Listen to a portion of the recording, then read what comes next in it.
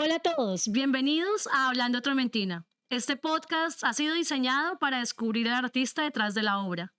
En esta nueva temporada de Hablando Trementina estamos felices de contar con la alianza de nuestro podcast y el Synapse Laboratory of Contemporary Creation, un laboratorio de creación contemporánea que reúne a una serie de artistas, dentro de los que se encuentran fotógrafos, escritores, bailarines y artistas plásticos de los 5 continentes.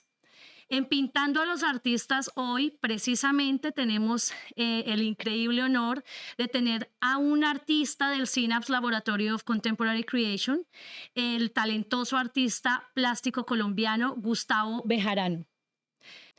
Gustavo Bejarano es un artista plástico bogotano considerado como uno de los máximos representantes del arte abstracto y geométrico en Colombia. En 1973 se adhirió al taller de David Mansur en Bogotá y en el 76 en el taller La Huella. En 1984 ingresa a Atelier 17 en París de Stanley Hayter. Su obra ha estado expuesta en diferentes ciudades del mundo, en Ámsterdam, París, Bruselas, Ciudad de México, Milán, Madrid y Nueva York. En Colombia, su obra ha estado en el Museo Nacional de Colombia, en el Mambo, en la Biblioteca Luis Ángel Arango, en Casa Negret. Realmente tiene una trayectoria increíble, muy importante, que hoy vamos a tener la oportunidad, todos los que tengamos acceso a este programa, de conocerla de su boca aquí en Hablando Trementina. Gustavo Bejarano, es un honor tenerte en este programa. Gracias por asistir a este encuentro y espero que disfrutes esta conversación tanto como yo. ¿Cómo estás? Bienvenido. Hola Natalia, ¿cómo estás? Muchas gracias por la invitación y por esa amable presentación. No, Realmente no. yo creo que los artistas, por más que trabajemos, siempre estamos como empezando. Entonces, bueno, seguimos empezando a través de los años, nuevas aventuras plásticas. Qué bonito eso que dices, porque mira que aquí tenemos, digamos que lo que buscamos, lo que pretendemos también es llegar a esos niños y jóvenes que se están iniciando en las artes. Queremos exponer esos referentes tan importantes para la plástica y el arte en general en Colombia. Entonces, pues es todo un honor y encontrar en los medios digitales, pues otro tipo de información también muy pertinente en este momento. Y bueno, como siempre, vamos a abrir nuestro programa, vamos a empezar este camino con tus obras. Vamos a empezar con esta obra.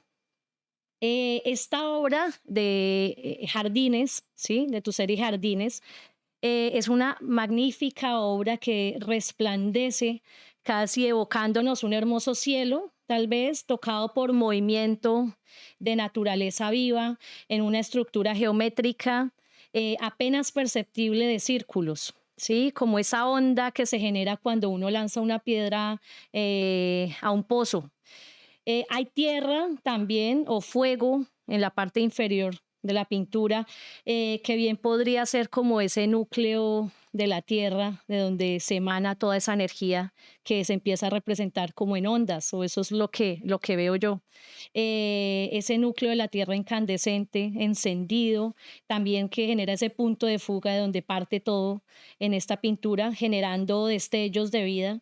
Decíamos en la introducción que estuviste en Atelier 17 de Hayter, uno de los increíbles grabadores franceses. De ahí tal vez esa incidencia de componer como solapando colores, ¿no?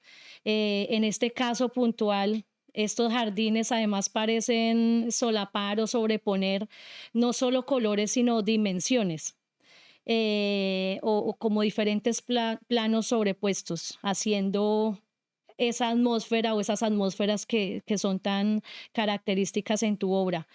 Em, ¿Cómo es que se revelan estos jardines caóticos y hermosos en tu pensamiento?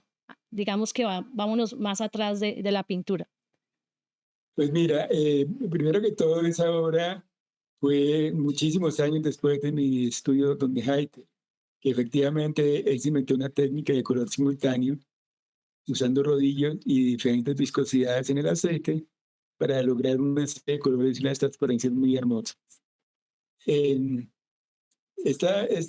digamos, un momento dado en mi trabajo, decidí que necesitaba crear como alfabeto, Ujú. un alfabeto, eh, alfabeto plástico. Voy a tratar de mostrarlo así, no sé si alcanzan a ver. Bueno, este es un alfabeto, si tú pones a mirar, contiene signos y símbolos que pertenecen a todas las culturas del mundo. Sí. En cierta forma, mi propósito era como neutralizar mi persona, de forma en que mi arte no solamente, pues evidentemente un artista es a través de su visión que da forma a su obra, pero el hecho de usar símbolos que sean neutros y que sean parte de casi todas las culturas de este planeta hace que, en cierta forma, mi personalidad y mi ego estén un poquito, como quien dice, neutralizados. Entonces, este alfabeto yo lo usé durante muchísimos años en unas series muy largas. Sí. Por ejemplo, cuando tú, el cuadro que estás mostrando es una obra bastante grande, tiene más o menos 3 metros por 2. En este momento hace parte de la colección de la Biblioteca Luis Ángel Arango. Y si te pones a ver con detalle, vas a ver que todos estos signos y formas que te mostré hace un momentico están involucradas en la obra. En este momento yo estoy haciendo una investigación cuando hago esta obra, en el sentido de que yo quería crear objetos litúrgicos, Ujú. objetos que fueran capaces de crear un campo de fuerza. Porque, digamos, mis estudios sobre el arte sagrado me mostraron que el arte sagrado no tiene nada que ver con el arte religioso, en el sentido de que lo que busca el arte sagrado es crear unas formas que sean capaces de estimular y ayudar a las personas en crear un estado de conciencia más profundos.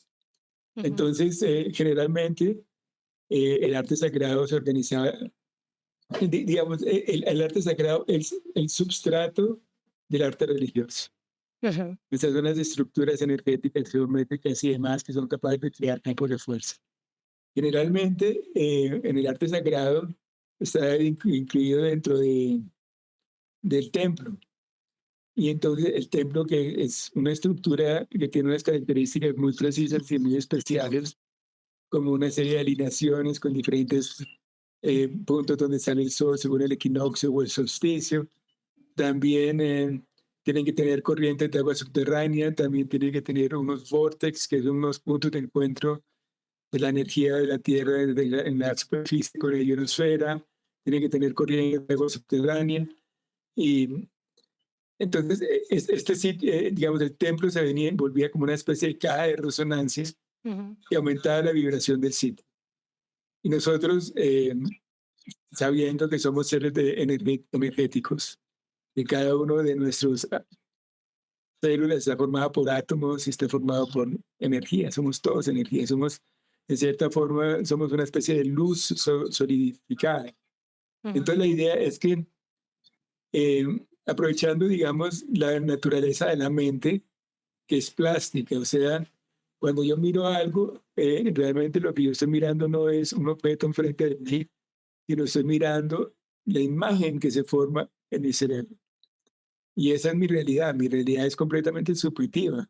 Mi Ujú. realidad no es el objeto que está afuera, sino es cómo yo lo veo, cómo yo lo experimento.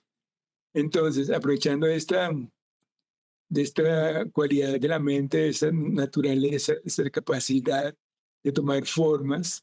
Entonces, si uno hace este tipo de obras que están, tú puedes ver, están organizadas según un eje simétrico, porque precisamente los humanos somos simétricos, ¿no? Ujú. Entonces, la idea es que si tú creas una estructura simétrica, esa estructura va a tener tendencia a buscar el equilibrio, establecer un equilibrio de tu propia persona. Em, Y también, cuando tú miras una obra de arte, esa imagen es como una impresión en tu mente, ¿sí? Y entonces esa impresión es una impresión organizada, ordenada, que ayuda a la vez a organizar tus propios procesos de pensamiento, de percepción, de interpretación, de sensitividad. Entonces, la idea es eso, la idea es que el aura de arte se forma como un campo que es capaz de imprimirse en tu conciencia y en tu percepción, ayudándote a que se organice tu mundo interior y en ese sentido volverlo un templo. Ujú, Porque si uno puede llamar un templo es un cosmos. ¿Qué es un cosmos? Un cosmos es una estructura organizada de forma jerárquica, de forma que todas las concepciones filosóficas, espirituales de una cultura estén representadas enfrente al caos que es el universo, ujú. la naturaleza. Imagínate en el pasado una tormenta, una inundación, un terremoto, eran fuerzas que estaban más allá de todo control y eran fuerzas del caos, digamos. Mientras que los templos son organizados de tal forma que están alineados con los planetas, con las estrellas, con el sol, con la luna, tienen formas muy claras y muy concretas, de forma que cuando tú entras dentro de esa estructura, estás dentro de un cosmos, en el sentido de que todo está organizado y todo está en armonía, jugando y correspondiéndose unos con los otros. Entonces yo podría decir que esa pintura que estás mostrando es un objeto litúrgico y el propósito es generar un campo de fuerza armónico, de forma que tu propia percepción se armonice y se equilibre. Tiene, digamos que me genera un poco de curiosidad, todo esto que me hablas como también muy multidisciplinar, ¿sí? Donde empiezas a ver, digamos, tu entorno desde diferentes ángulos y desde diferentes ciencias, además aplicadas, pues en este caso a la plástica, ¿sí?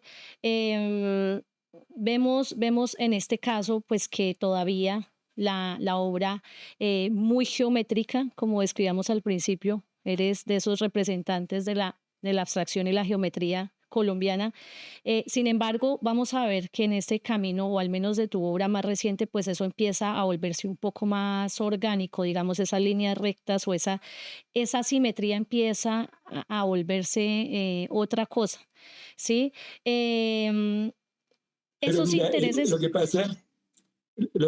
que pasa es que, eh, digamos, yo veo mi arte por lo menos como un instrumento de conocimiento, Ujú, como una forma de explorar nuestro mundo inconsciente, subjetivo, al mismo tiempo que explorar el mundo que nos rodea. Ahora, siempre las ideas que han motivado mi interés tienen que ver con la naturaleza sutil de la realidad, o ujú. sea, nuestras percepciones profundas en relación con la conciencia. Entonces, digamos, yo en un principio era un pintor figurativo y que sacaba inspiración del entorno que me rodeaba y de mis investigaciones psíquicas y filosóficas y etcétera. Pero pronto me doy cuenta de que la figuración, en cierta forma, digamos, es esa obsesión que tenemos los humanos con nuestra propia imagen y con nuestra propia idiosincrasia, nos tenía a limitarnos a un mundo un poco estrecho a mi forma de ver, Ujú. mientras que el arte y la imaginación nos permite explorar mundos completamente ajenos a nuestra realidad diaria, en cosas aún más sutiles. Entonces, por ejemplo, cada vez que, digamos, llegaba como una nueva inspiración o un nuevo tema o una epifanía, o sea, una idea que salía de la nada y salía completa en todas sus partes, pero después me tocaba a mí desenrollar el hilo para encontrar la forma y descubrirla, digamos. Necesitaba encontrar un lenguaje plástico que fuera correspondiente a mi investigación. Ujú, Entonces, por ejemplo, cuando estaba investigando los elementos, eso fue más o menos en mediados de los años 80, eh, digamos, mi lenguaje plástico era como el abstracto expresionismo, ¿no? Después, como te digo, cuando decido cambiar la investigación y ir por otro lado, entonces uso este tipo de lenguajes plásticos y los mezclo una y otra vez y dan nacimiento a una cantidad de formas. ujú. Cuando empiezo a estudiar, por ejemplo, los templos, el lenguaje más apropiado fue la geometría. Entonces, por eso es que empiezo a estudiar la geometría, porque era el lenguaje plástico que me iba a permitir entrar a estudiar esas energías sutiles y mágicas que están relacionadas con la construcción de los templos, las estructuras geométricas que corresponden a la forma, cómo se organiza la materia cuando se manifiesta, Ujú. como un cristal o como una naranja o como una flor. Ahí digamos una serie casi de leyes matemáticas que están eh, debajo de toda la manifestación, que están estructurando todo lo que vemos. Entonces, por eso era la geometría. Y, digamos, a medida que cambia el tema o cambia el interés, pues me toca cambiar de lenguaje plástico, por lo tanto, de forma de trabajar y de acercarme a una nueva realidad. ¿Hay alguna, digamos, una relación? Esta la llamábamos jardines cuando empezamos a mostrar la obra.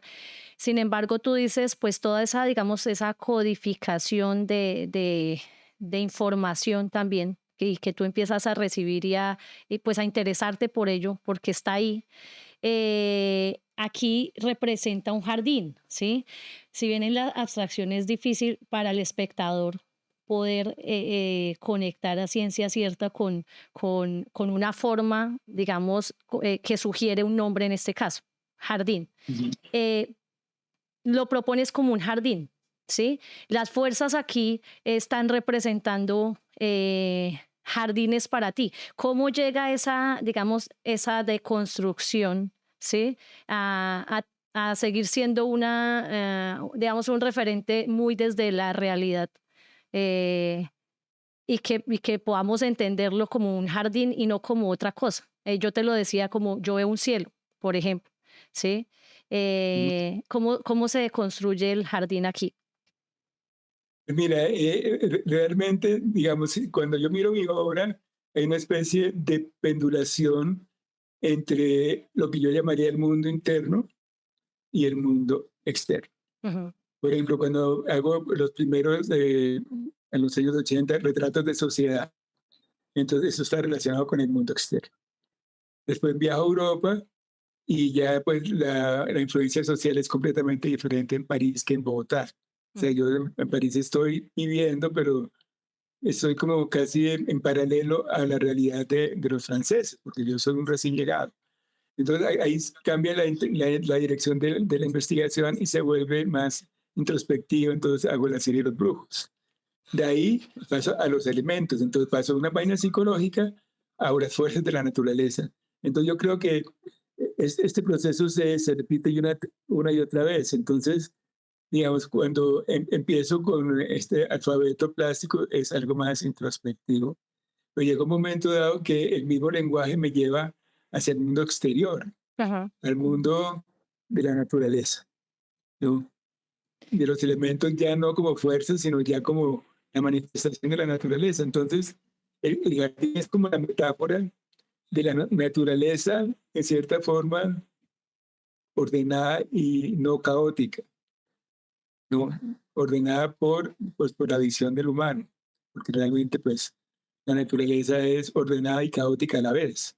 O ujú, sea, la transformación parte del caos, pero hay una estructura organizada detrás. El sol sale todos los días por el mismo lado, las estaciones se repiten unas a otras, los procesos de crecimiento de las plantas también, los ritmos de la luna que van a influenciar el crecimiento de la luna o de las plantas o la multiplicación de los animales, etcétera.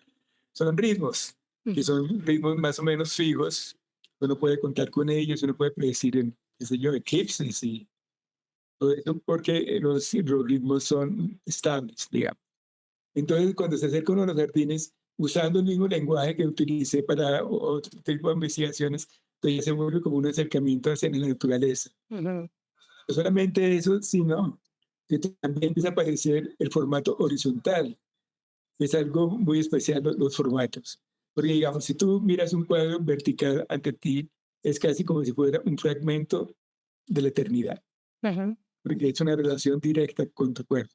Mientras que cuando tú miras un formato horizontal, tu mirada tiene un recorrido, ¿sí?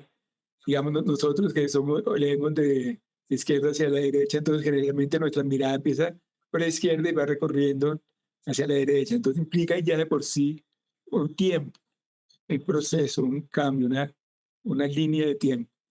Entonces, todos estos jardines están basados en formatos horizontales, precisamente por eso, por crear ese sentimiento del proceso, del tiempo, del cambio, de las transformaciones. Entonces, pues nada, eso sería, digamos, en cierta forma, la característica del arte abstracto. Ujú, Primero, que te da una libertad de interpretación. Te voy a contar una anécdota. ujú, Una amiga mía estuvo trabajando en la Universidad de Nueva York en unos experimentos sobre el conocimiento y cómo actúa el cerebro ante la información.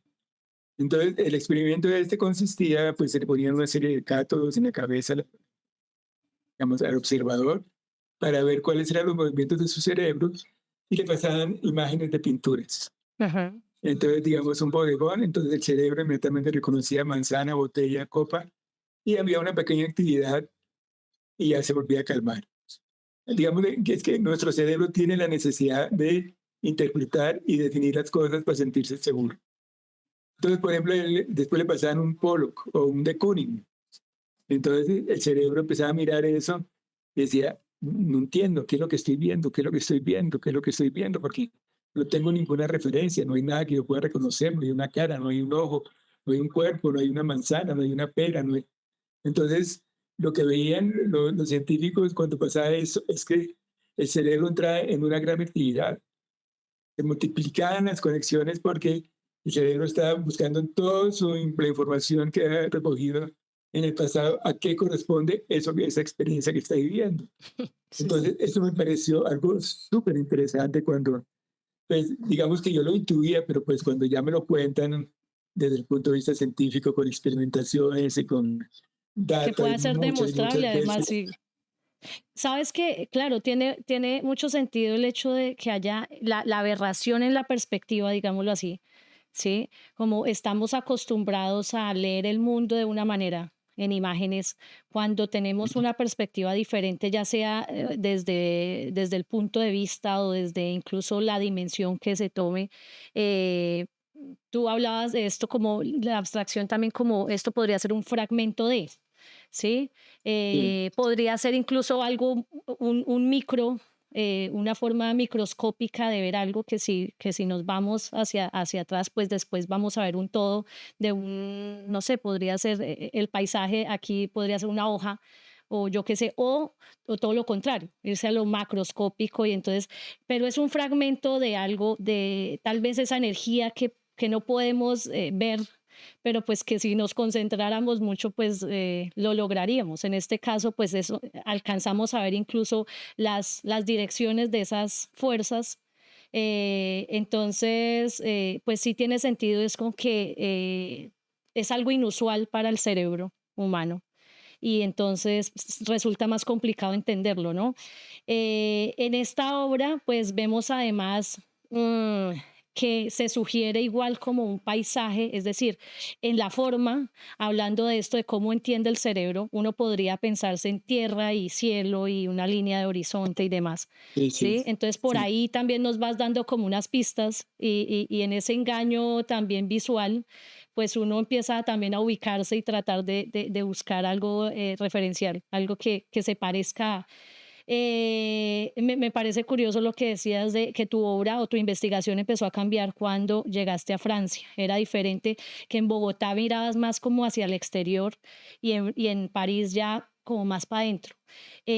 Cuéntame un poco cómo un rolo bogotano de pura cepa entonces veía el mundo desde su ciudad natal. Pues mira, tú sabes, estamos hablando de los años 80. En los años 80, pues tú sabes que este país ha sido convulsionado por innumerables catástrofes de guerras internas y tal, pero en los años 80 el narcotráfico, que venía siendo muy oculto aún, empieza a volverse como uno de los factores más importantes, tanto de riqueza como de estabilización de la estructura social colombiana.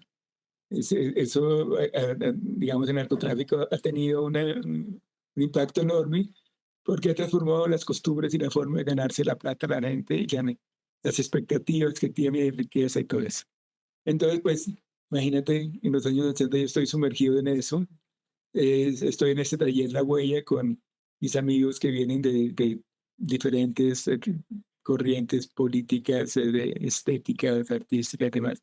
Entonces, eso fue una especie de conglomerado muy interesante y pues sí, la parte social era muy importante. Y también, digamos, para mi grupo en especial, en esa época hubo una exposición en el planetario distrital, estaba por primera vez a Bacon y a de Kooning y a Dubuffet, unos artistas expresionistas figurativos muy importantes. Y yo creo que a mí personalmente me afectó mucho. Y yo creo que a mis compañeros del taller también estábamos muy interesados por esa forma de expresar esas angustias existenciales que puede exprimir un Bacon o de Kooning. Entonces, eso se nos volvió como un lenguaje que era propicio para acercarnos a nuestra propia sociedad Ujú, tan convulsionada y tan llena de contradicciones y entre más ve uno, más ve que todas esas contradicciones vienen de muy lejos, vienen de los encuentros entre una civilización como la europea que llega a un mundo que era completamente desconocido para ellos. ujú. Y años después, pues, me enteré de que la llegada de los españoles sus enfermedades y demás causaron casi la desaparición de la gente de las Américas. Tengo entendido que casi el 90% de la población murió por diferentes pestes y cosas así. Entonces, imagínate, toda nuestra sociedad se ha construido sobre un genocidio gigantesco. Y por eso creo yo que seguimos en esa especie de guerra de que no logramos entendernos, a pesar de estar viviendo en el mismo territorio, en la misma tierra, la misma belleza y la misma abundancia de todo, hay tanta pobreza y tanta desigualdad. Entonces, en eso cuando uno tiene 20 años y está uno metido en la vida, pues esos son choques fuertes. Y entonces toda esa serie que está relacionada, yo le llamo retratos de sociedad, y digamos, el lenguaje plástico en ese sentido eran cuerpos que se mezclaban uno dentro de los otros, es como el cuerpo social. Una cosa es tu cuerpo, pero al mismo tiempo tú eres una célula del cuerpo social. Entonces, era eso, era el cuerpo social y yo era joven, entonces estaba con mis cuestionamientos de mi familia, de mi procedencia, de mis relaciones con los demás, de la sexualidad, del amor, del dinero, de esas cosas que tiene uno que confrontar pues toda la vida, pero cuando uno es joven es como un descubrimiento. Sí, sí. Y como el arte es una forma de eso, de descubrir cosas. Es un lente que te permite amplificar cosas que aparentemente son difíciles de ver, ¿no? Entonces, bueno, y cuando llego a Europa, evidentemente ya las influencias cambian. El primer año sigo pintando como pintaba en Colombia, con todas las nostalgias, las memorias, porque cuando uno se va a otro país, al principio uno tiene muchas nostalgias. Uno sigue pensando que es mejor lo que tenía uno allá y sin embargo está uno en París. Sí. Entonces, ahí llega y empieza este otro trabajo interior y empiezo a leer de religiones comparadas, de psicología, de ciencia. Digamos, yo he leído muchas cosas que no trato de profundizar, sino busco más bien qué estímulo plástico y creativo. Por ejemplo, cuando empiezo a estudiar el Big Bang, me pareció la cosa más plástica posible, cómo se multiplicaban las formas a unas velocidades increíbles. Entonces, toda esa vaina genera una cantidad de imágenes. Y ahí, pues sí, fue una cosa bastante tenaz, porque cuando tú te metes con los instintos y con las pulsiones, te estás metiendo con la bestia que eres, Ujú. ¿no? Por la parte del cuerpo y la parte del animal, la parte del hueso, del diente, de la garra. Esos son el animal que en realidad es una fuerza que es indispensable para poder sobrevivir en el planeta. Sin esa fuerza del instinto no podríamos sobrevivir. Bueno, cuando el instinto se alía con la conciencia y con la inteligencia, pues es una fuerza increíble de creación. Entonces, pues sí, un rolito en París se iba al Louvre y salía con unas jaquecas impresionantes porque no podía creer tanta belleza y tanto arte. Y sí, también lleva una cantidad de investigaciones, de cuestionamientos, No, de ¿sabes qué? Me parece chévere eso que dices de el caos, casi que llegas allá a descubrir un caos orgánico, un caos relacionado con lo natural, y aquí relacionadas un poco el caos con lo antinatural o lo no natural, que es como todos esos conflictos que se generan en ese cuerpo social, como tú lo dices, que ujú. sí es un caos, pero propiciado muy desde, o sea, muy humanamente. Entonces es un caos que por ningún lado se le organizan o no se le podría armar fácilmente un alfabeto como el que tienes para describir el caos natural, ¿no? Claro que sí, es muy difícil. El caos humano es casi incomprensible. Es casi incomprensible que uno piense que uno es superior a alguien o mejor que alguien, o que no todo el mundo tiene los mismos derechos que uno de comer, de educarse, de tener una profesión, de ser amado por su gente, de ser respetado por sus colegas, ¿no? Somos iguales los humanos en el fondo, mucho más de lo que creemos. Vamos a pasar a otra de tus obras. Eh, Esta obra, Matrices, ¿sí? Aparece como un Sí, templo. Tú nos vienes hablando del templo. Aquí, digamos que si hablamos desde lo arquitectónico, que representa ese arco, por ejemplo, lo que simboliza como esa transición entre estados, ¿no? O esa invitación también a pasar. Aquí un arco se erige como conectando el cielo con la tierra.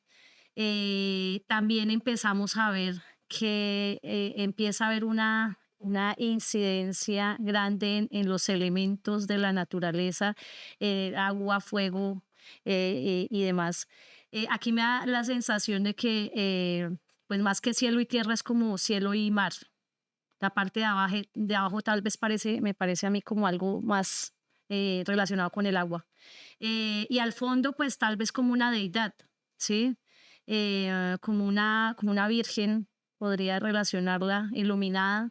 De esas prácticas espirituales divinas, ¿cómo resulta para ti la traducción del sentir, ¿sí?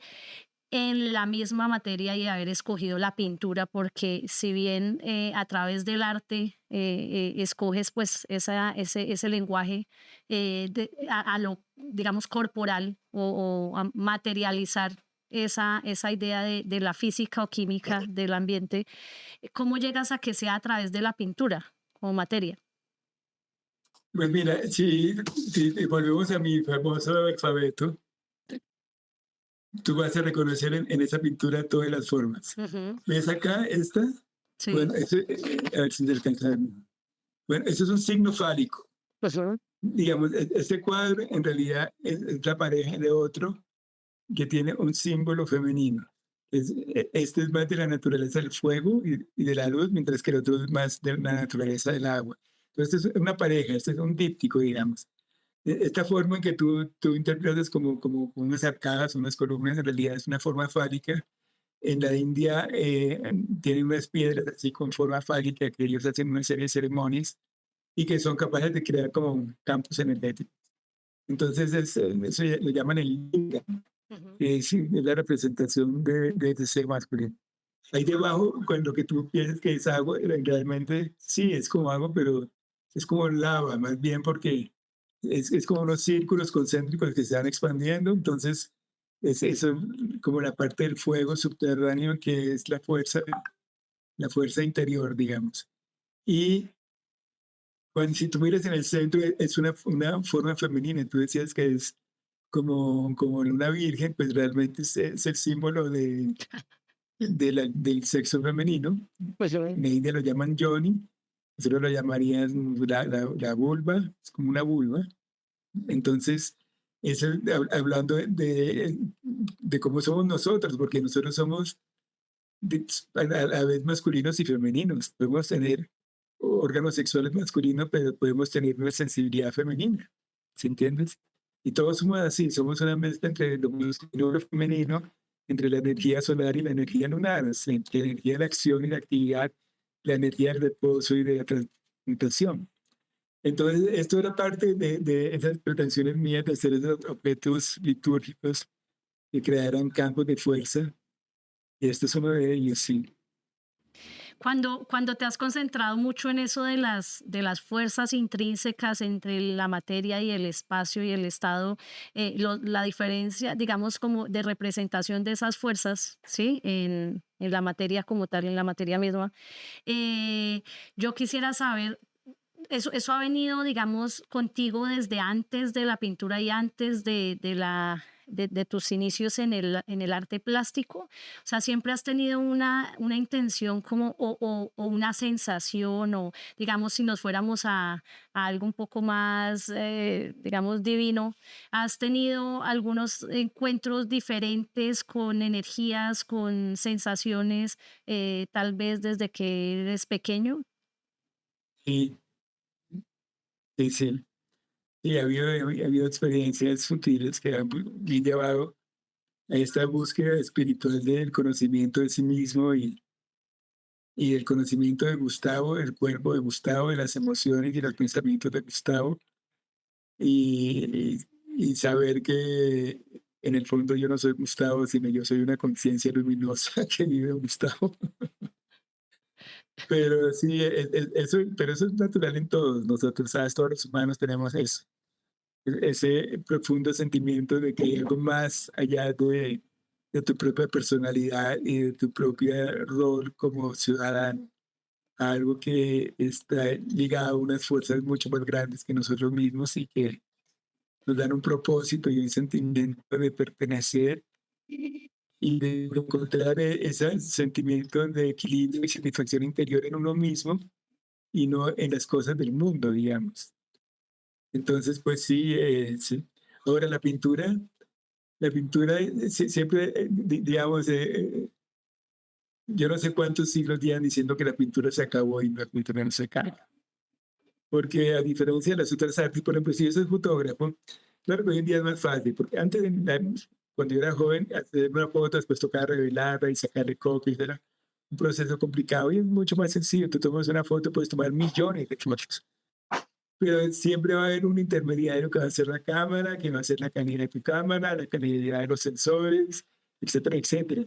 Sí. Mientras que la pintura tiene un grado de dificultad superior porque tiene que pasar por tus ojos, por tu corazón y por tus manos, ¿ves? Y realmente es muy frustrante porque, no sé, uno empieza con una cosa y termina con otra y uno nunca sabe qué pasa. Por lo menos en mi caso, digamos, si yo fuera un pintor renacentista, cuando yo llegaría a mi tela ya tendría un boceto de la tela perfectamente dibujado.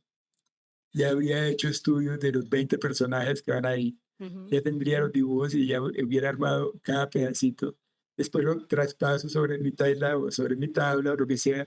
Y tengo ya la técnica para ir armándolo hasta tener una obra terminada. Entonces, en mi caso no es así. Porque como, digamos, yo no estoy tratando de pasar una idea que me ha sido pedida. No estoy tratando de copiar nada de lo que mis ojos ven y lo estoy tratando de usar el arte para llevarme a sitios que yo no conozco. Entonces, como cualquier investigador o cualquier científico, parto con una hipótesis, que eso sería mi lenguaje plástico, y me pongo a explorar las infinitas posibilidades que esa hipótesis o ese lenguaje plástico me pueden dar hasta que llego a tener un sentimiento de entender. En este camino de investigación, has sido tú mismo o tu propia familia el objeto de estudio de esas interacciones, digamos? O sea, tú me decías ahorita, yo ya sé que Gustavo Bejarano termina siendo es la conciencia de, pero, y esas conexiones que se tejen alrededor, esas redes neuronales, que es de dónde viene Gustavo y su ascendencia y su descendencia, todo esto ha sido objeto de estudio tuyo, porque seguramente o sea, digamos, has agudizado esa sensibilidad eh, también frente a lo más cercano, que es la familia, ¿no? Sí, sí, digamos que sí, pero eso fue como al principio, cuando estaba metido en los retratos de sociedad y eso sí me interesó mucho la familia, y etcétera. Pero llega un momento, digamos que cuando tú estás, por ejemplo, estudiando la fluidez, la simultaneidad, la interacción, la transformación, son cosas tan abstractas que van más allá de las personas, ¿ves? Entonces, pues no son tan interesantes tus historias personales, porque cuando tú... y una de las grandes virtudes de conocerse a sí mismo es que se da uno cuenta que uno es igual a todos los demás. Y si uno se conoce a uno mismo, uno conoce a casi todo el mundo. Uno sabe, porque uno conoce sus deseos, y uno ve que los deseos, todo el mundo tiene deseos. Y muy similares, todo el mundo quiere tener plata, todo el mundo quiere tener casas, todo el mundo quiere tener carros, Sí. parejas, amores, ser reconocido por sus pares, todo eso son cosas tan comunes en todos nosotros que pensamos que son diferentes, pero somos muy, muy iguales.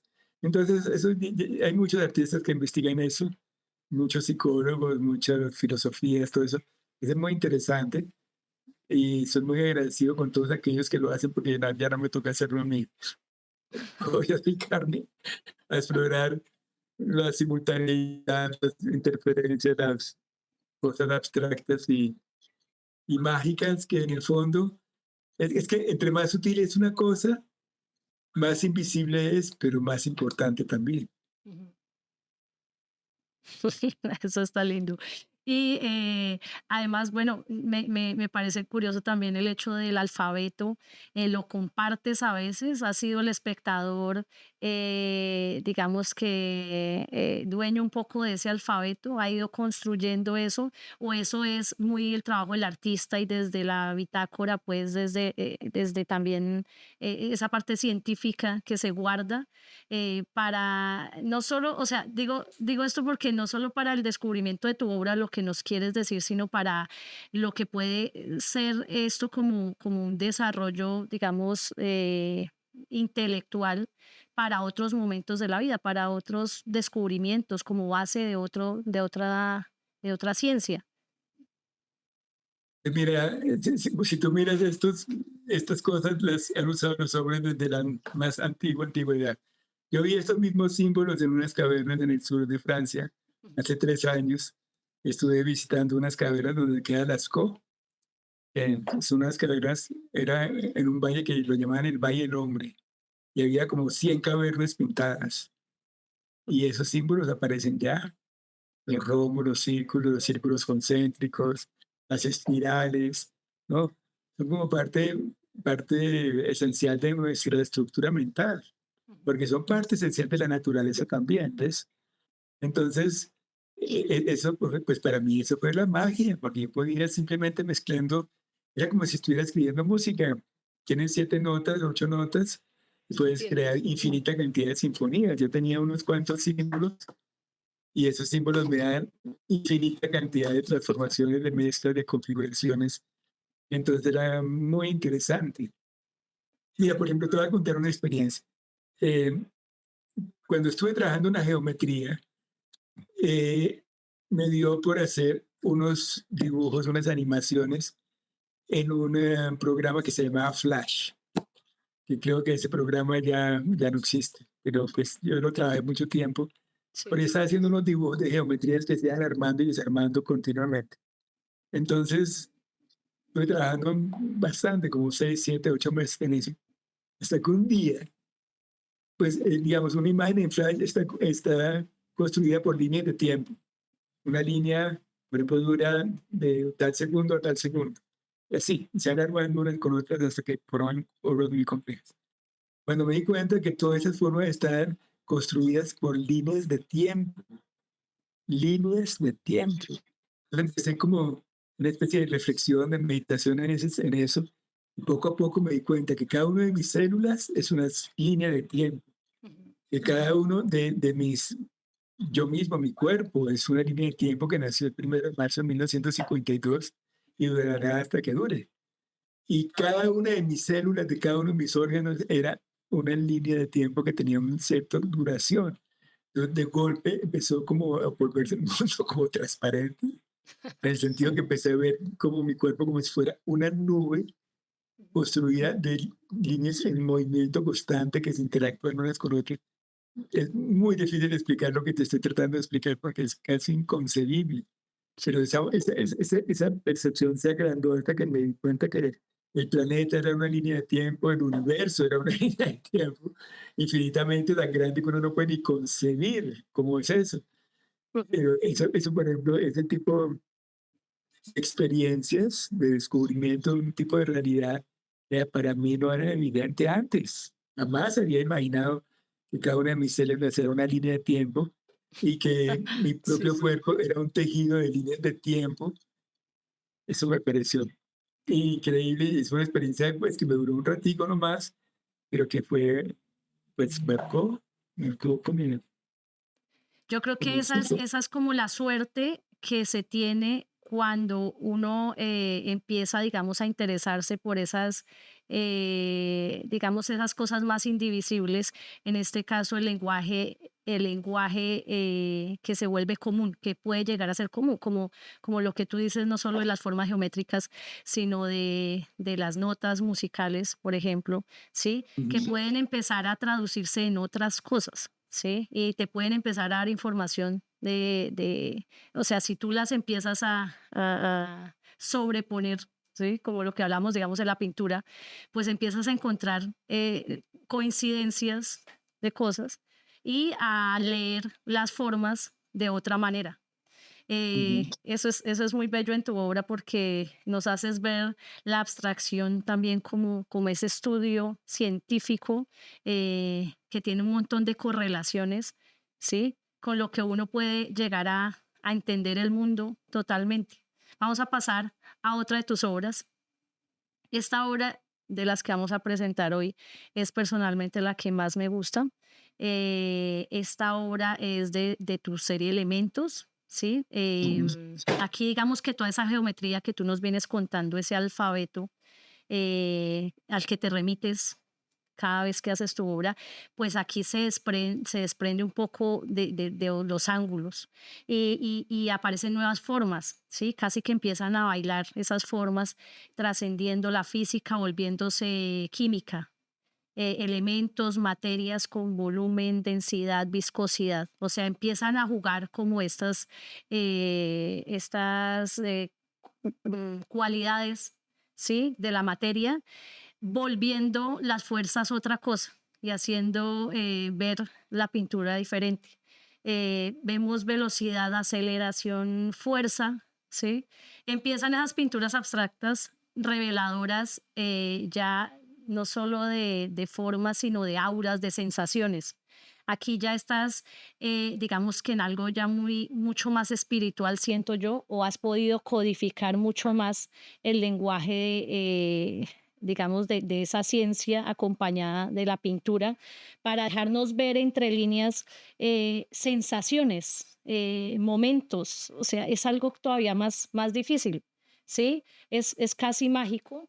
eh, Entre la materia y el espíritu, esa conexión que logras hacer aquí. ¿Tuviste desde niño esa conexión tan espiritual con el mundo? ¿Pudiste detectarlo, digamos, antes de la pintura, cuando, no sé, cuando estabas cerca al mar o cuando estabas viendo el cielo, sin tanto estudio, digamos, previo, teórico, científico?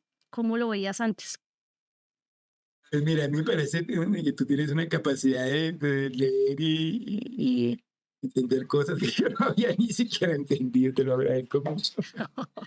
Vale. Ahora, digamos, para mí esta obra hace parte, eso fue como a finales de los 80, o sea que es bastante, digamos, todavía no estaba tan interesado en la parte espiritual, digamos, sino estaba interesado, en ese momento era como las fuerzas de la naturaleza. Ajá. Entonces, esta fuerza de la naturaleza, pues yo decidí acercarme al modelo de la antigüedad, que es el de los elementos, que es la tierra, el agua, el aire, el fuego y el espacio. Entonces, lo interesante es que esos elementos no son entendidos como un objeto, como un material en sí, sino son estados de la materia, estados de cambio y de transformación de la materia. O sea, digamos, la tierra uno puede decir que es una materia más solidificada, Ujú. el agua es menos solidificada, el fuego menos, el aire menos, pero son todos estados de la materia, estados de la actividad. Entonces, digamos, cuando yo empiezo a pintar eso, al principio era como refiriéndome a lo que yo veía, pero pronto me di cuenta que eso no me iba a llevar muy lejos y empecé a pensar más en las cualidades de los elementos.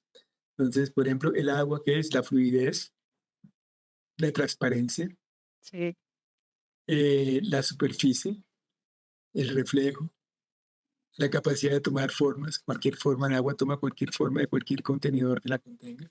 Es el fuego, por ejemplo, el fuego es un elemento que es expansivo, ¿no? En apariencia, Ujú. porque en el fondo es un elemento reductor, es un elemento, por ejemplo, tienes una casa y después del incendio no hay nada, y una montaña de ceniza. Entonces, eso tiene que ver mucho también como con el intelecto, el humano, la capacidad de discriminar y de separar y de reducir las cosas. Y el aire, por ejemplo, el aire siempre está en movimiento, el aire es penetrante, el aire lo comparto, el aire que tú respiras es el mismo que yo respiro yo. Sí, es algo que nos comunica, que nos acerca, es nuestro medio de hablar, de comunicarnos. Entonces, todo ese tipo de cualidades, digamos, eran los insumos, digamos, para hacer la obra. Y en este caso, por ejemplo, eran, pues lo que te decía cuando trajeron los elementos era como un expresionismo abstracto. Sin embargo, pues era como la energía de la ola, ¿no? Esa energía Así. como de espirales que se va enrollando sobre sí misma. Miras, ahí hay collage, pedazos de papel pegados, mucho el uso del dibujo y de la línea. em, Sí, fue una época muy emocionante porque era descubrir cosas todo el tiempo. A mí lo que más me gusta de mi arte es que como yo parto del principio de la duda, como cualquier científico que se respete. Entonces, como no sé, investigo a ver qué me pasa. Y realmente, Sí. pues es una forma muy rica de trabajar porque siempre está uno ante el asombro, ¿no? Porque como uno no tiene nada preparado, se pasan las cosas. ¿Sí? Y eso es increíble porque pasan cosas Y tal vez sorprendentes. producto de después de esas investigaciones resulta uno llegando, no sé si tú como artista, a esas obras primarias o más artísticas, digámoslo así, o sea, desde lo más genuino del ser, a, pues a hacer una, digamos, una reflexión superior sobre esa propuesta plástica, ¿sí? Si bien no se hizo con la racionalidad de obras posteriores, pues puede que tenga por ahí incluso más del artista por la ingenuidad de la obra misma. Con esto de que tú me hablabas de los elementos y de los estados de la materia, en esto de que la materia no se crea ni se destruye, sino se transforma, y de lo que vemos precisamente cómo el artista se delata en su obra, esa transformación, digamos, que tú has tenido de cuando hiciste tu primera obra a este momento, como artista la podemos ver en tu obra y como persona, ¿cómo has podido detectar esas transformaciones que te han ido llevando a estas nuevas investigaciones y a estos nuevos lugares también del mundo? Pues mira, yo lo que todo este proceso, como ¿te acuerdas que hablamos al principio de la naturaleza de la mente, de moldearse ante sus impresiones? Bueno, yo creo que todo ese poco de impresiones de una forma u otra me han ayudado a reorganizar mi mundo interno, me han ayudado a hacer una discriminación, una observación de las cosas que me sirven y que no me sirven. Ujú. Me ha ayudado también a comprender que tengo una cantidad de cosas en mí que no son mías, sino que son herencias de mi cultura, de mi pasado, de mi género, de mi país. Hay muchas cosas de esas que no son útiles y que son falsas y que no me sirven para nada. Entonces, el camino espiritual no es tanto un camino de adquirir cosas, no es un camino que tú puedes competir para llegar a ser espiritual, ni ganarle a nadie por ser espiritual, ni adquirir nada por ser espiritual. Es un camino más bien de ir soltando todo aquello que no es natural y auténtico en ti. Entonces, esa indagación, que es la misma indagación del arte, es lo que tú indagas en cualquier parte, estás indagándote a ti. Ujú. En el momento que tú observas cualquier cosa, te estás observando a ti. Lo que hablamos al principio de que lo que yo veo no es lo que está ante mis ojos, sino lo que se forma en mi cerebro. Entonces, asimismo, cuando yo empiezo a darme cuenta que las imágenes se forman en mi cerebro, eso permite que yo pueda tener una introspección y empiezo a observarme a mí mismo como si yo fuera un objeto. Sí. ¿Sí? Entonces empiezo a ver mis emociones como objetos. Entonces me doy cuenta que hay emociones que me sirven y que no me sirven. También empiezo a ver mis pensamientos como objetos y veo cómo esos me condicionan, me hacen ver las cosas de una cierta forma. Entonces ahí también tiene uno que entrar en esa indagación a discriminar aquello que es útil y verdadero para ti de aquello que no te sirve.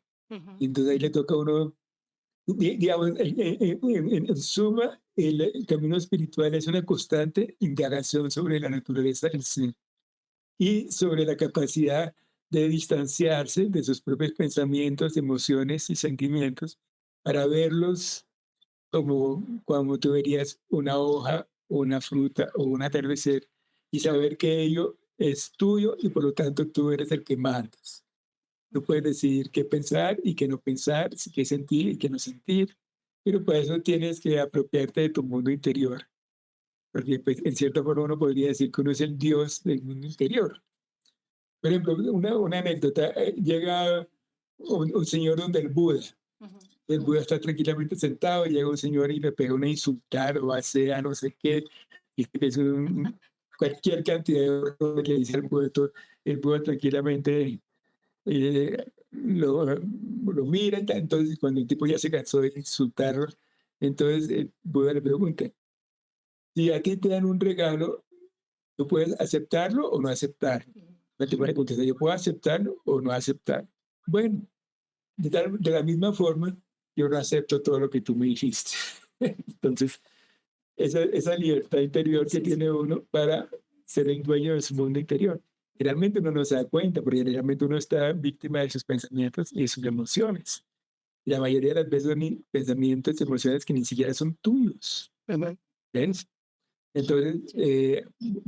es el camino espiritual y todo este trabajo me ha llevado un poquito a observarme a mí mismo y a liberarme de una cantidad de condicionamientos que no son útiles para mi vida. Y al mismo tiempo, el hecho de cuando tú liberas conciencia de todas las identificaciones, eso te da como una capacidad, una cierta lucidez, digamos, que te permite tener acceso a otras formas de conocimiento y otras formas de conciencia.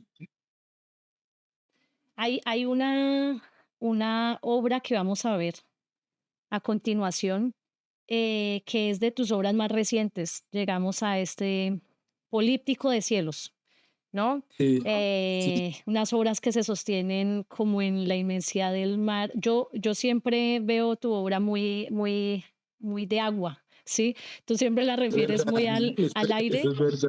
Sí, y yo la veo muy de agua. Tuve la fortuna de ver tu última obra expuesta hace poco y de hecho una de las obras que está acá, pues la rifaste hace poco. Hablabas un poco del azar, sí, de cómo nacen estas imágenes y cómo querías que incluso terminara eso siendo, bueno, que azarosamente una obra llegue a las manos de X persona. ¿Sí? Pues aquí el color súper estallado, remitiendo incluso a, sí, sí es muy sensorial la cosa, ¿no? Uno podría sí, decir un recuerdo, pero también algo que tiene casi olor, sabor, sí, es como sinestésica la cosa. Em, en esto, no sé, bueno, tú has tenido este vasto estudio científico de diferentes temas, también el hecho espiritual, ¿sí? De un profundo interés por la espiritualidad del hombre. Pero cuando llegas a un punto donde puedes, cuando lo abstracto se sale de toda forma y de pronto incluso del alfabeto, yo no sé si aquí podamos ver formas reconocibles del alfabeto que nos has venido mostrando. no, no, ese alfabeto ya desapareció hace rato. Aquí ya empieza a desaparecer y ya empieza a soltarse más.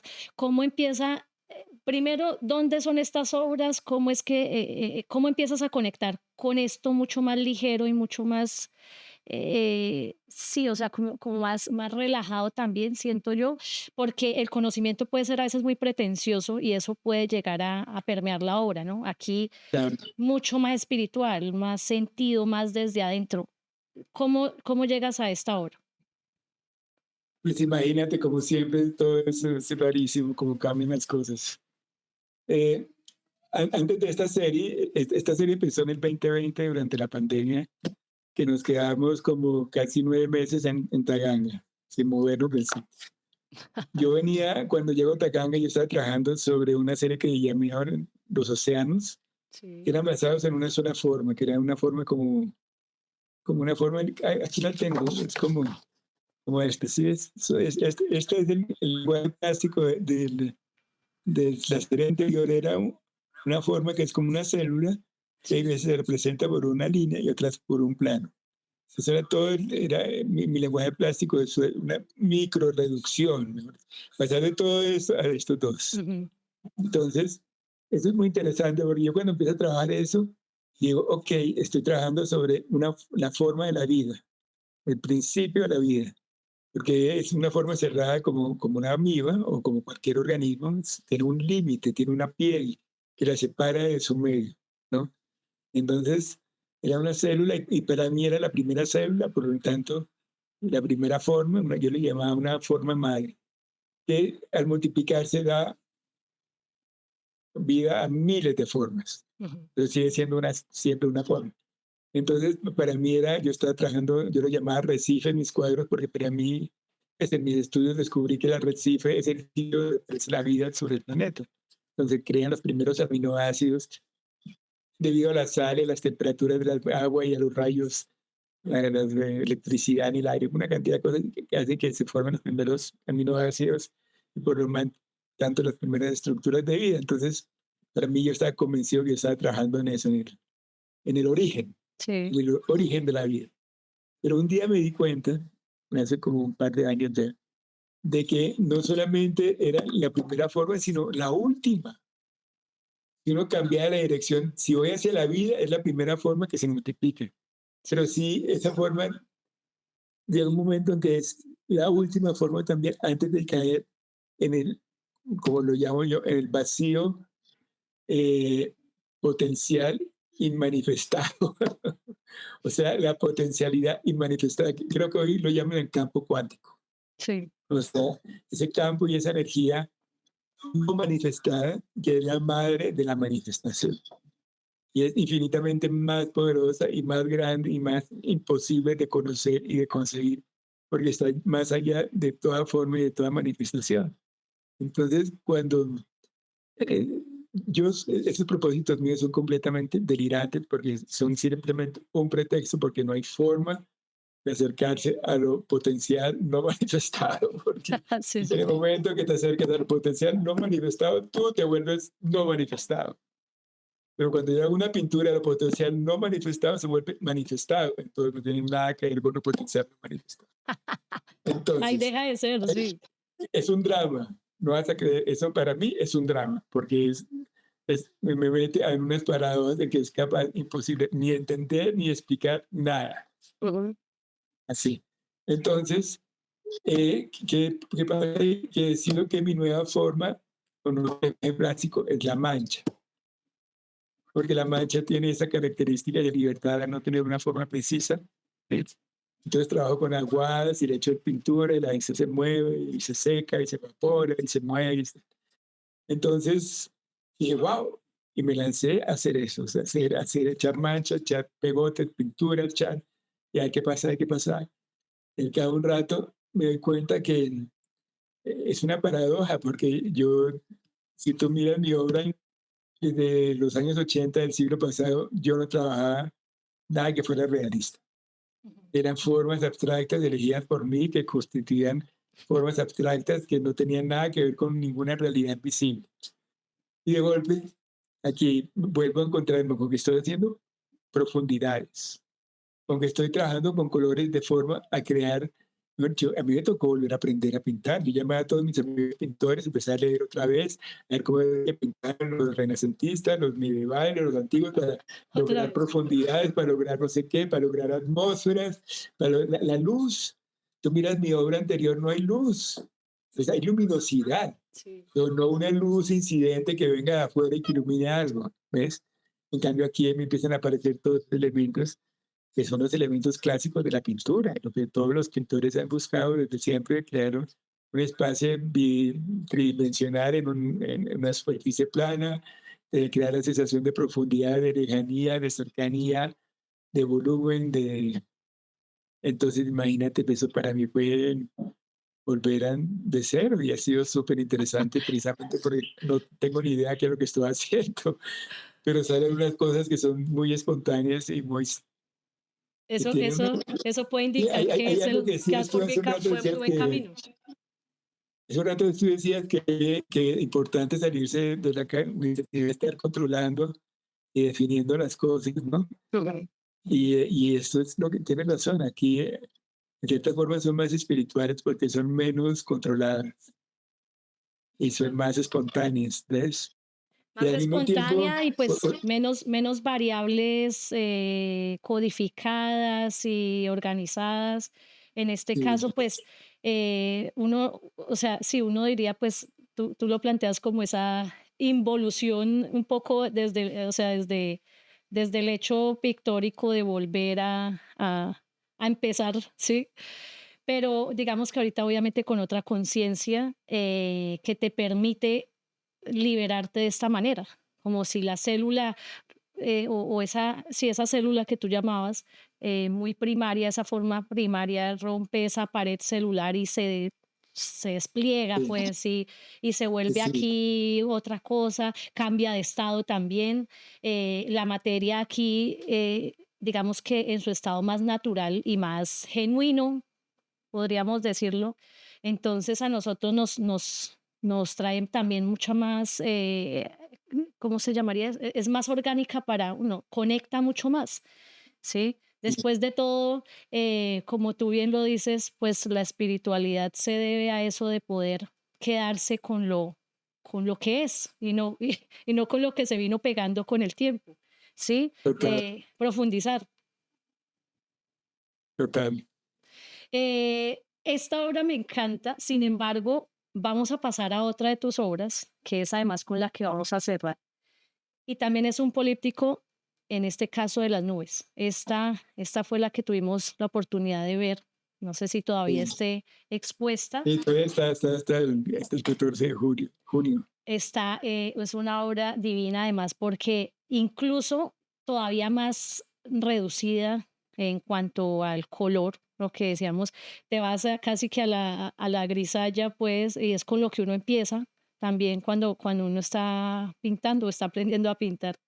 En este caso, yo que estuve en la exposición, una de las personas que estaba como moderando la exposición decía como, bueno, y si usted quitara un cuadro de estos, ¿usted cree que la obra se sigue sosteniendo o usted sigue teniendo la misma sensación? O si usted se lleva ese fragmento, pues usted siente que se llevó toda la obra o es difícil, ¿no? Porque hablando de eso de la abstracción, pues aquí nos da esa sensación de movimiento, de lo fugaz, de lo etéreo, pero también, por otra parte, pues es como que cuando me plantean esa opción de si me llevo un fragmento, pues también se me ocurre que es que también le faltan muchos otros fragmentos. O sea, ¿cuántos tendría que haber para que fuera completa? O cuántos debo quitar para que no, para que sea incompleta o se sostiene solo uno.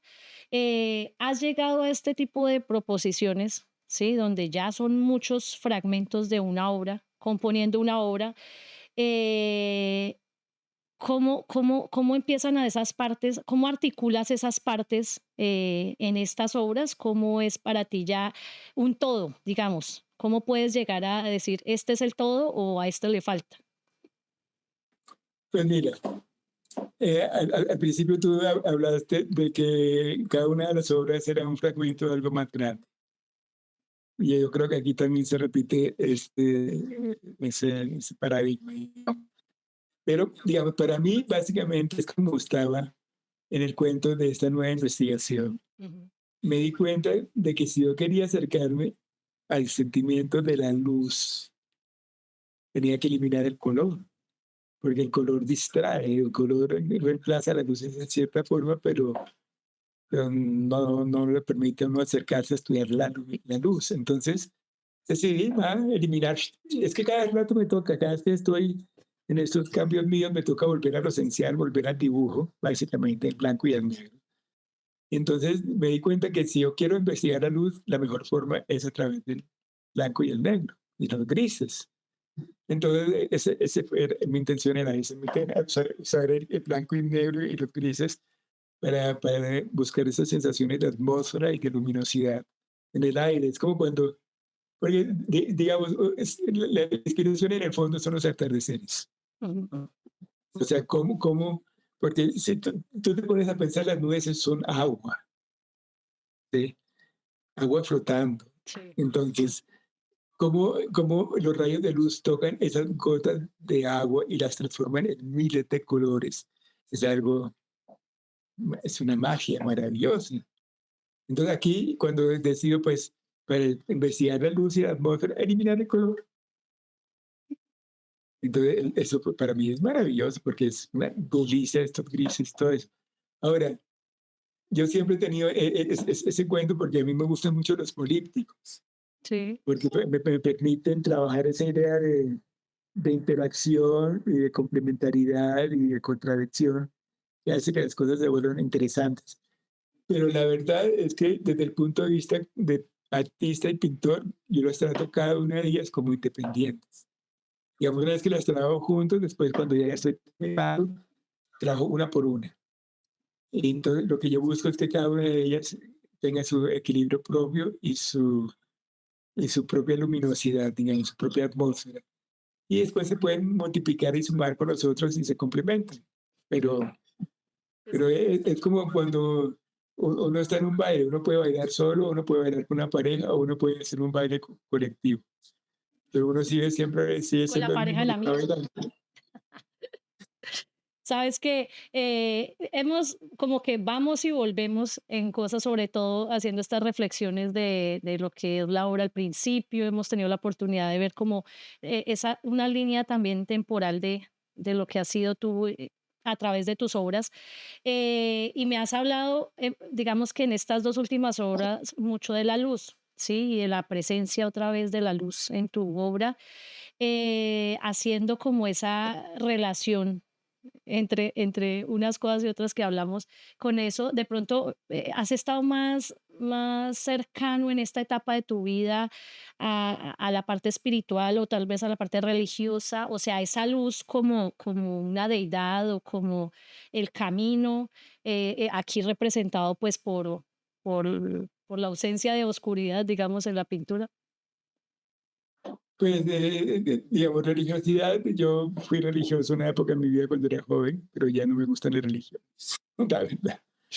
Me gusta la espiritualidad que tiene que ver con el ser. Sí. La religión tiene que ver con el creer, y a mí lo de creer, a mí no de creer, no me parece interesante creer nada. Digamos, yo puedo tener mi sistema de creencias y yo lo puedo escoger, porque pues, digamos, la realidad no es definible. No es porque yo crea en algo que la realidad va a ser como uno cree. Entonces, uno puede tener su sistema de creencias que se adapten a la vida de uno. Pero aquí la luz, pues es que la luz siempre es espiritual porque en el fondo todo es luz, Ujú. ¿no? Pero aquí es puro la luz pictórica, cómo crear una atmósfera, cómo crear ese sentimiento de... Yo el otro día le decía a mi señora, yo lo que estoy tratando de pintar es la liviandad. Ujú. Entonces ella mira los cuadros y me dice, pero a mí esos cuadros que no me parecen, pero para nada livianos. Sí, no, no, Me parecen más bien como dramáticos exacto. y como choques de fuerzas y cosas de esas. Sí, pero es que todo está flotando. En este hay mucho caos, o eso es lo que uno percibe, Sí, como es caos, caos. movimiento y choque, lo que tú dices, como si el agua chocara contra unas rocas, yo lo vi así, pues sí es, pero es esa sensación casi de escuchar el agua, yo lo veo siempre hacia el agua, mucho más hacia el agua que hacia, pero es lo mismo, lo que tú dices, pues si son nubes, termina siendo agua y son los mismos choques de agua. Pero tú tienes toda la razón, el agua ha sido una constante en mi obra desde muy temprano.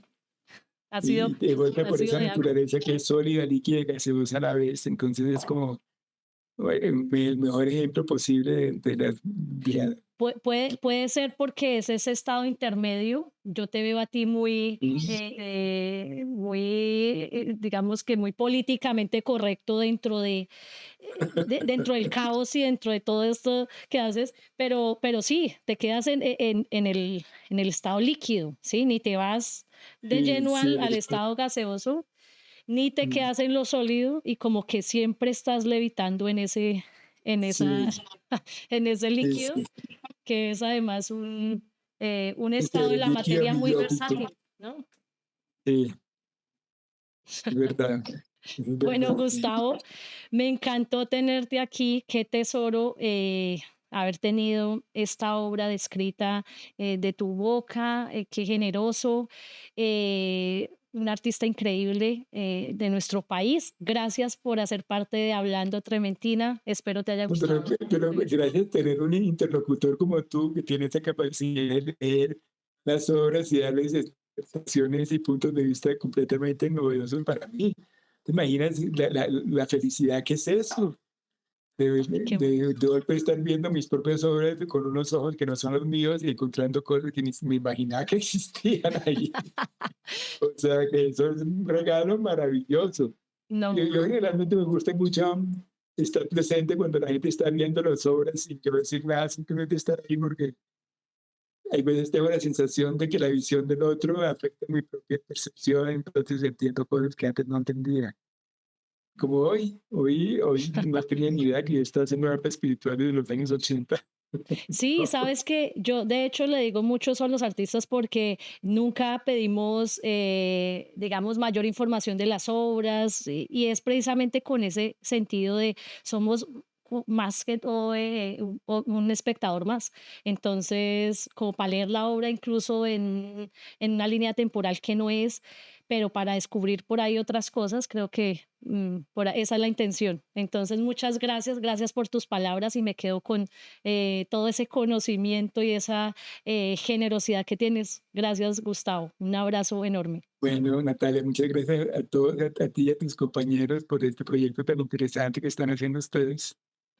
Realmente me parece que esa memoria, guardar esa información puede ser interesante y algún día sería interesante hacer una especie de estudio comparativo entre las visiones de los diferentes artistas. Podría ser algo, creo que Claro que sí. encontramos como vínculos y caminos secretos que no habíamos visto antes. Qué chévere. Gracias a ti. Y bueno, si usted es uno de estos locos de mente brillante que llegan a este programa, pues no duden en suscribirse, en escribirnos también, envíenos sus obras. Este espacio también es para usted. Eso sí, no somos famosos, somos artistas. Este podcast es producido por la productora colombiana Lux de Luna Films, bajo la dirección de CP Film, en esta temporada con la música original de Jorge Luis Reyes, la presentación a cargo de Natalia Zanabria y muy felices de tener pues el apoyo del curador y filósofo colombiano Ricardo Arcos Palma en esta temporada y la alianza con el Synapse Laboratory of Contemporary Creation. Muchas gracias.